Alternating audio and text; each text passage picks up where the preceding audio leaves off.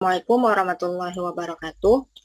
Pada video kali ini kami akan mempresentasikan hasil rancangan fungsionalitas dari kelompok 4 mata kuliah rekayasa perangkat lunak kelas 12 dengan judul Sistem Informasi Mengenai Operasi Bibir Sumbing di Aceh.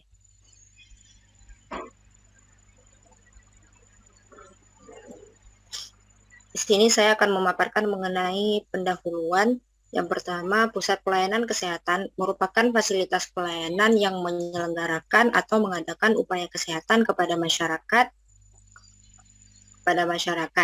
Pusat pelayanan kesehatan biasanya berupa rumah sakit, puskesmas, ataupun juga klinik.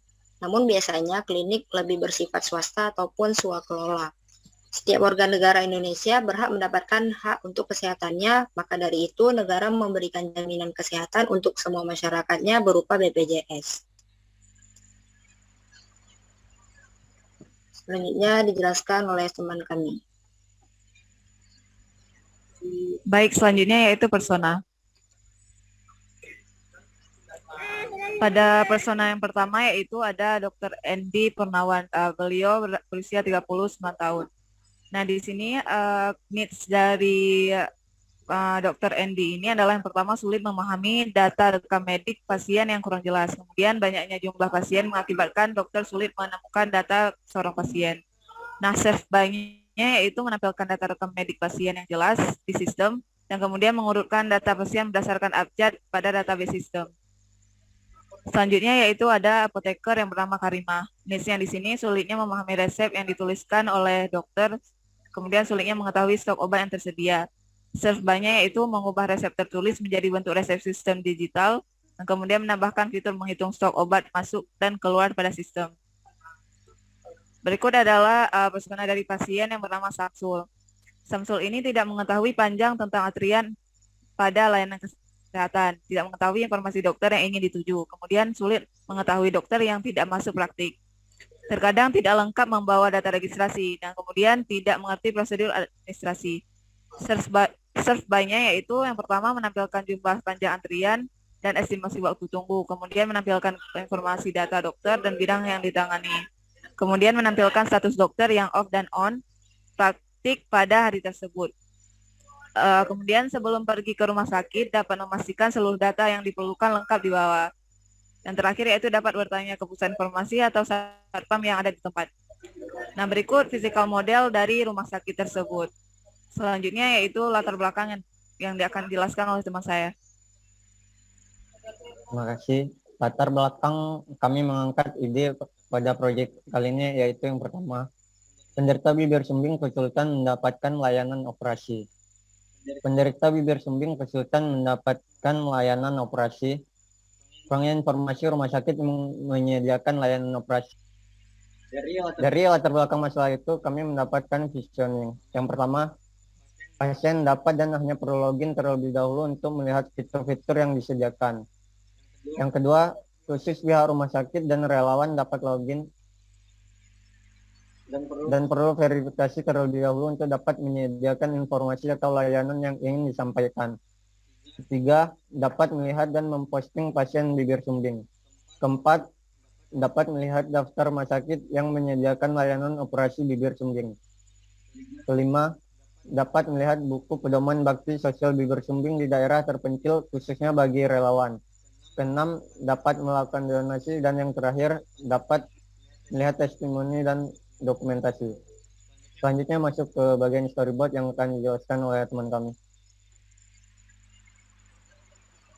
Baik, terima kasih. Jadi yang pertama itu storyboard aktivitas yang satu. Jadi storyboard yang aktivitas pertama itu merupakan gambaran user pihak rumah sakit yang ingin melakukan login yang menggunakan akun yang telah didaftar pada sebelumnya. Yang kedua ini sudah memasuki halaman pertama pada aplikasinya.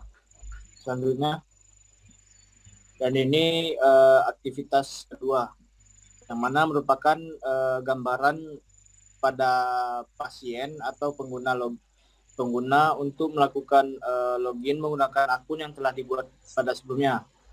Jadi yang aktivitas kedua ini pasien melihat daftar rumah sakit yang yang tersedia pada aplikasi ini. Selanjutnya di aktivitas 3 ini pasien melihat testimoni terhadap pasien yang sudah menggunakan aplikasi ini sebelumnya. Selanjutnya akan dijelaskan oleh teman saya. Baik, untuk paper prototype-nya bisa diakses pada halaman link YouTube yang telah kami sediakan. Next. Kemudian untuk wireframe berikut ini adalah wireframe yang telah kami desain sebagai dari penyempurnaan dari paper prototype. Ya, itu yang pertama dari halaman login. Di sini kita bisa login menggunakan email dan password.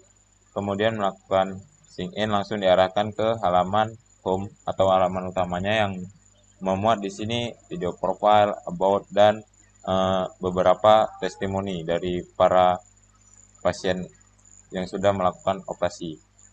Kemudian di sini kita juga ada fitur untuk menampilkan rumah sakit yang menyediakan pelayanan operasi khusus untuk bibir sumbing. Lalu inti utama dari aplikasi ini yaitu relawan bisa memposting kabar tentang bahwa di daerah tersebut ada suatu atau seorang pasien yang memiliki kondisi bibir sumbing yang akan bisa untuk dioperasi nantinya. Kemudian di sini juga untuk orang-orang biasa atau untuk masyarakat bisa melakukan donasi dengan cara men-scan barcode yang telah disediakan atau menggunakan metode lain. Kemudian di sini juga ada fitur kontak us. Di sini yang itu untuk kemajuan aplikasi dibutuhkannya kontak us. Di sini masyarakat bisa mengirimkan berupa tanggapan, saran maupun kritik. Selain itu di sini juga menampilkan halaman dokumentasi yang berisikan dokumentasi program-program yang telah berjalan, dan tidak lupa juga testimoni dari beberapa pasien. Next. Mungkin sekian saja presentasi dari kelompok kami. Lebih dan kurangnya kami mohon maaf. Saya akhiri, wassalamualaikum warahmatullahi wabarakatuh.